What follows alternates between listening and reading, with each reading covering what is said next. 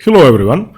In this video I'm going to go over the Berlin defense in the Ruy Lopez or the Spanish game, which is one of the best defenses black has to bishop to b5 on move 3 against the Ruy Lopez, and one of the most solid lines black could go for if he wants to draw or have a safe, solid position. It might be considered a bit too solid in fact and a bit drawing, but the position is great for black and black has a lot of winning chances too.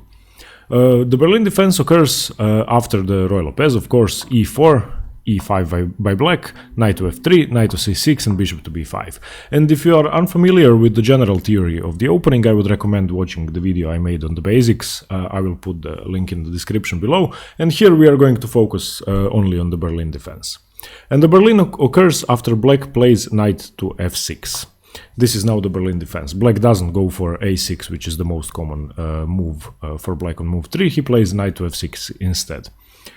And I'm going to cover two main lines of the Berlin defense. One will be the so-called Berlin endgame, or the Berlin wall after white castles on move 4, and one will be the best alternative to the endgame white could go for with d3 on move 4. And both positions are solid enough for both sides. Both sides have chances in both variations, but the endgame, the Berlin endgame, is considered to be the best way for black to play this position.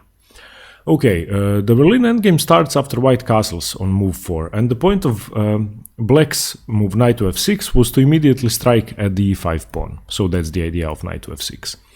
And with this move black is saying I'm going to capture the pawn, and he doesn't play a6 and b5, he doesn't chase the bishop away, he simply attacks the pawn. And white reasons that if black does take the pawn, then he spent 2 tempi to take the pawn because he placed the knight from g8 to f6, and then he took the pawn with the knight from f6 to e5, so spending 2 tempi. And black is already half a tempo down because he is second to move at the start of the game. So white has a lot of initiative for the pawn if black chooses to take it, and white is able to regain the pawn anyway. After castles, black now of course takes the pawn. Knight takes e4, and the Berlin endgame occurs after d4 by white, opening up the center and exploiting the fact that black's king is still stuck on e8. The black king is undefended, and the best way to exploit your advantage in development is to open up the position, and white does exactly that. d4, the knight has to retreat to d6, otherwise white is threatening rook to e1. Knight to d6, it's attacking the bishop on b5. So the bishop captures on c6, white relinquishes his bishop pair, bishop takes c6, d takes c6, and now white recaptures the pawn with tempo, d takes e5, the knight has to move, and after the knight goes to f5, queen takes d8, king takes d8. This is the position which is so heavily analyzed, and it's one of the most theoretical positions in chess, the so-called Berlin endgame or the Berlin wall.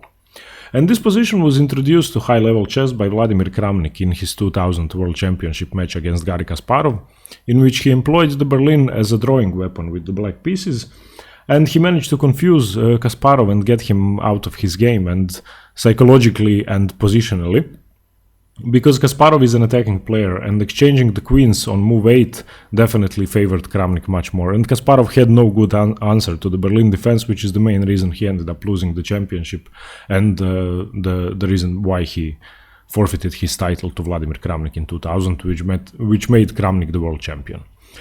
The point of this defense is that black is exchanging the queens in the position, he's calming the position down, he's removing most of white's counterplay, he's also relinquishing white of his opening advantage, because it's hard to exploit your one tempo up when there are no attacking pieces on the board, and generally the less pieces there are on the board, you have more time to maneuver.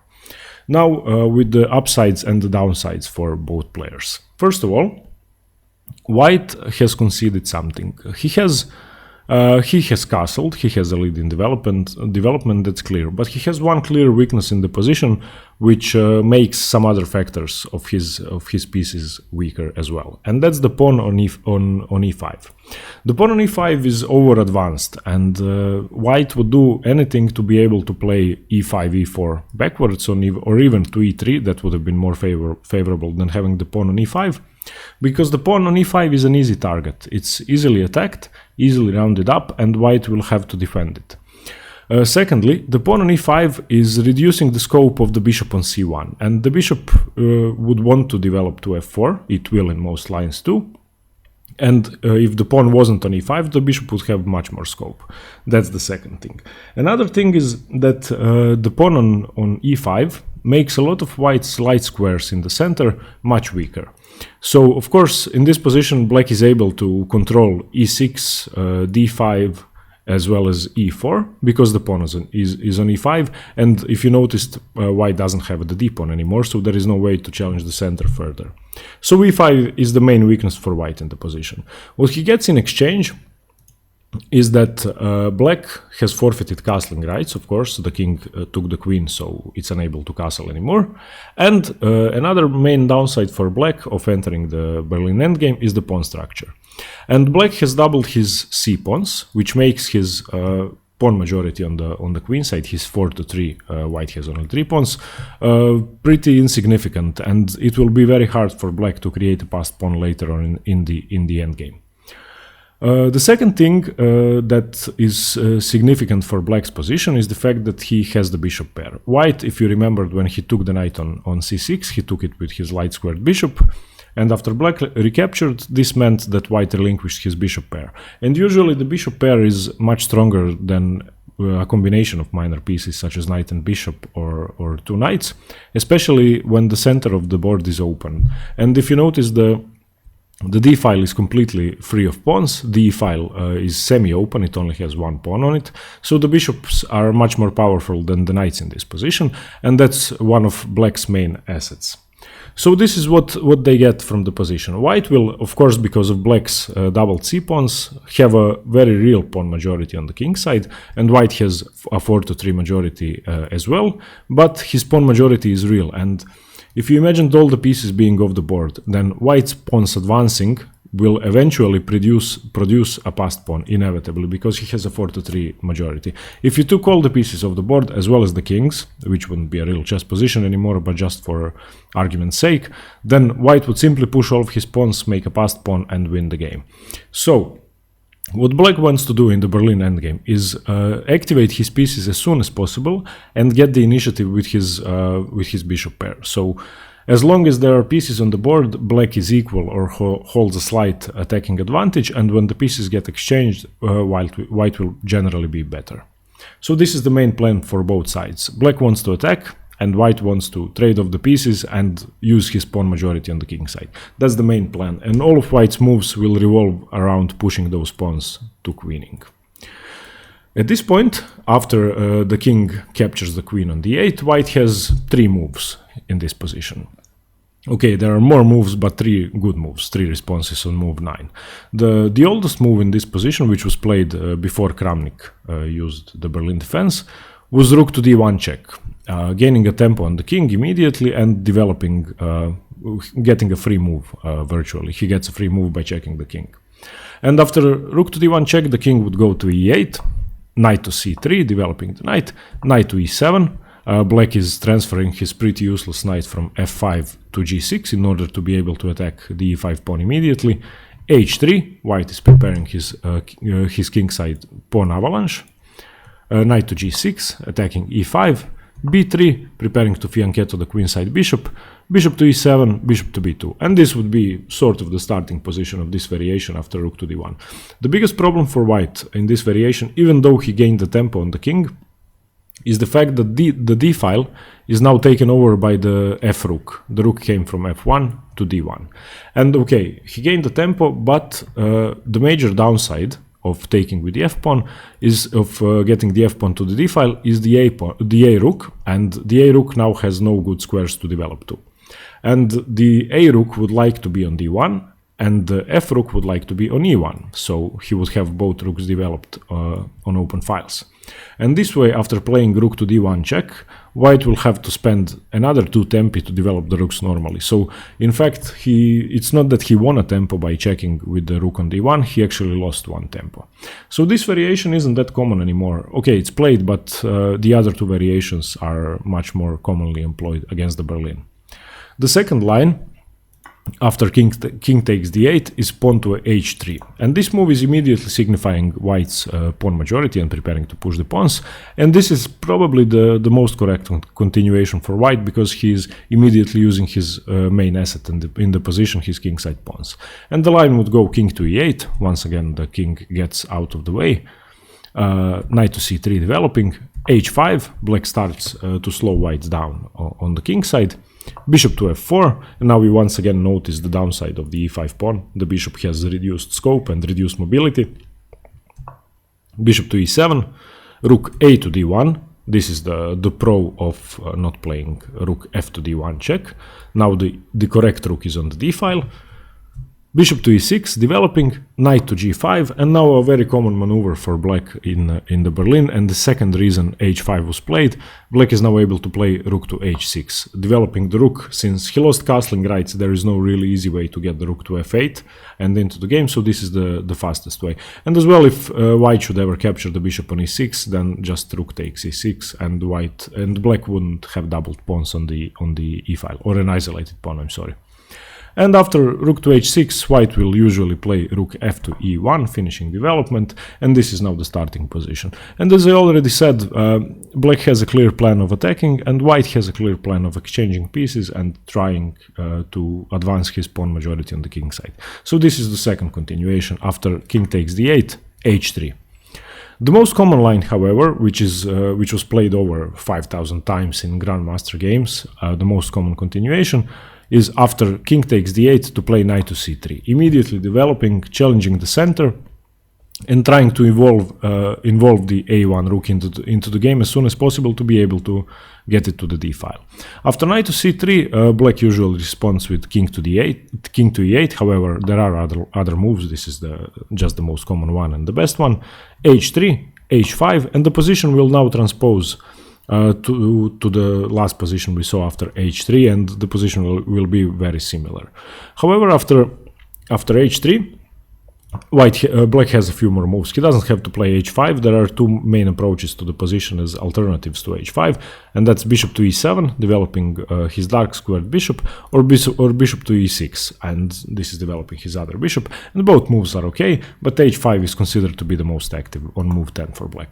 After h5, white once more develops his bishop to f4, and once again notice the downside of the e5 pawn, white's main weakness in the position.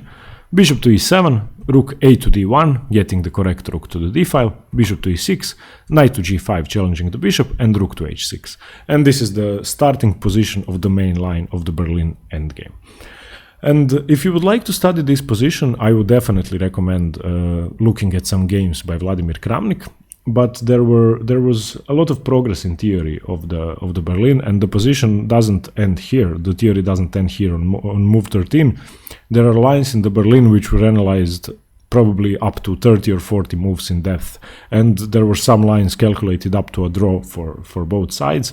And the perfect example of that is Maxime Vachier-Lagrave, who employed the Berlin with such theoretical precision several times that he played the games at tempo using no time. It was all his preparation. So if you'd like to study the Berlin more in depth, I definitely recommend Vladimir Kramnik and Maxime Vachier-Lagrave. However, Magnus Carlsen is playing it, Caruana is playing it, Anish Giri is playing it. Every super grandmaster today knows the Berlin, plays the Berlin, and has to know it, otherwise he would get in a lot of trouble. Now, entering the Berlin endgame for white on move 4 with the move castles, and then going for knight takes e4, d4, knight to d6, bishop takes, d takes e5, knight to f5, queen takes, king takes, is one way for white to approach the position. And the major upside of the Berlin defense for white is that he gets to choose the variation. He doesn't have to enter the endgame, the queenless endgame, which is favorable for white if he's playing a stronger opponent and he wants a passive position. However, if white is aiming to go for a win, the best way to fight the Berlin defense is after knight to f6, immediately after black enters the Berlin, is not to go for the endgame but to play the move d3. And this is the main alternative to the Berlin Wall or to the Berlin endgame. The move d3 simply solidifies the e4 pawn. That's the only purpose of the move, and it doesn't give black a chance to capture it. And it's as simple as that. And after d3, black will usually develop his bishop to c5 before he solidifies his e5 pawn, because in some positions white will threaten to take the knight and then capture e5. Not yet though.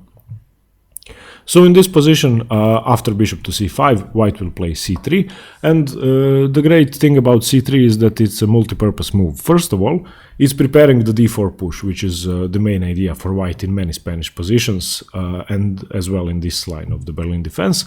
And the second thing is, if you remember Ruy Lopez lines with a6 and b5, usually after a6, the bishop wouldn't take the knight entering the exchange variation, but it would retreat to a4. And when the bishop is on a4 and black plays b5 in many Ruy Lopez lines, then the bishop retreats to b3. However, after white played c3, the bishop is immediately able to go to c2 without wasting another tempo after b5, which in reality means that black will have to waste one tempo after a6 to play b5 without chasing the bishop to b3 to be able to play bishop to b7 developing. So c3 is a multi-purpose move and the best move for white. After c3, both sides castle, and black plays d6, solidifying e5, and now normal development would usually continue, knight b to d2, a6, chasing the bishop away. Now the bishop after a4 once again can go to c2, that's the main benefit. And now if, for example, black would continue with b5, then the bishop would go to c2, and it wouldn't have to waste another tempo to go from b3 to c2 after c3 is played. And after this, there are several lines both players could go for. There is still some theoretical games from this position, and the position is still well known. The highest rated game from this position was Judith Polgar versus Etienne Bacrot from 2006, but there were a lot of games played. David Bronstein played this exact position against the Latvian player Janis Klovans. Onischuk played against Mkhitaryan, etc., etc.